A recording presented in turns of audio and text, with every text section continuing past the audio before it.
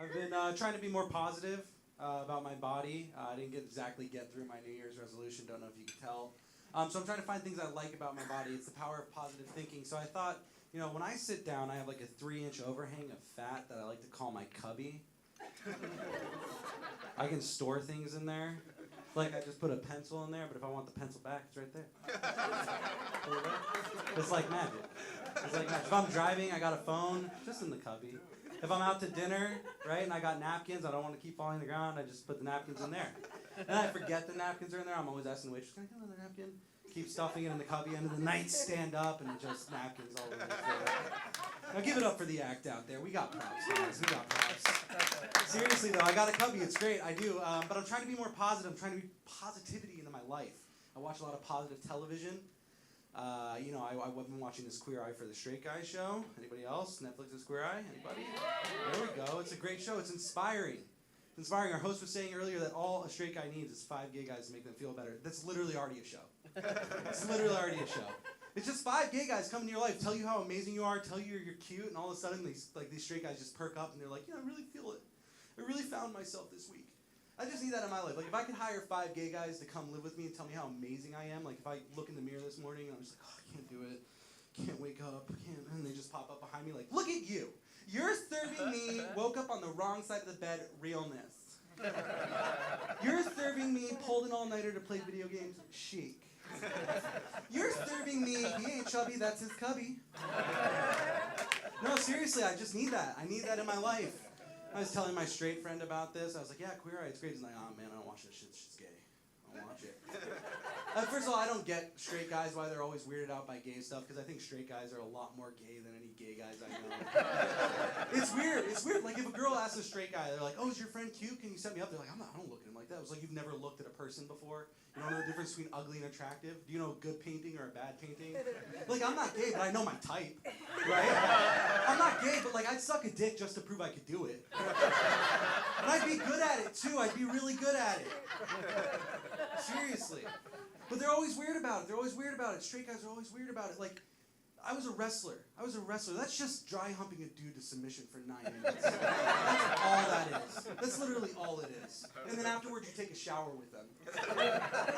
Literally, I'm like a towel whip away from being like, yes, queen. It's out of control. It's out of control. Seriously. Straight guys, they don't get it. They don't get it. Obviously, I do therapy, guys. I don't know if you can tell. I lie down on the couch, start talking to you guys about my feelings. Seriously, though, I do therapy. I do. It's great. But I graduated from my parents' insurance, not college, just their insurance. And I realized it's really expensive to just go to therapy. Like, it costs a lot of money to have the one friend. Just like the one person to listen to you talk about your feelings, like the one objective person. It costs a lot of money. Seriously, I'm telling my dad about this because the woes of adulthood. I'm a man now. I talked to him about it, and he was like, "Therapy? What's that? Is that the one that gives you drugs so you act like a normal person?" He's like, "No, Dad, that's the psychologist. Very different. Psychiatrists, they're very different. Psychiatrists essentially like a glorified drug dealer. Like I say glorified, I mean qualified. Like they went to 8 years of medical school to give you guys the perfect dose. And they're always super cool about it too. They're always like, listen, I've got some new experimental stuff. It's not exactly on the market, but I've got some samples. Got some samples for my guy. I want you to take it home, have a meal, drink it with a glass of water. You're going to get so high functioning. You're going to get through your day, no problems. No problems. And they're better than a regular drug dealer. Like, you're in and out 5-10 minutes. You don't have to, like, there's no tapestries on the wall. You don't have to sit on, like, some shitty futon or anything. Like, you don't have to watch Animal Planet. You're in and out 5-10 minutes, and the drugs are way better. They're so much better. So I'm telling my dad this. My dad's like, yeah, drug dealer, I can help with that. What's this therapy thing? I'm like, Dad, well, therapist, I basically pay this person to listen to me talk about my feelings, kind of help me figure out my path. He goes, what do you got to pay someone $400 a month to listen to you talk about your feelings? I was like, Dad, I pay them to listen to me because you won't. He's like, we'll pay them whatever they need. Whatever they need, guys. Seriously. No, my dad's a great guy. I love my dad. But I realize opposites do attract. I like girls without great dads. Like I like girls with daddy issues. I do. And when you say that nowadays, everyone gets quiet. They're like, what, you like girls with low self-esteem? It has nothing to do with them. Don't put your shit on me. It's because I thrive in low expectations. That's where I do best. If your dad wasn't in the picture, you're not going to be expecting a lot. Like if I don't show up to your sister's wedding, but I send an I'm sorry text, probably doing better than your dad. He had a job. He was supposed to walk her down the aisle. At least I said I'm sorry.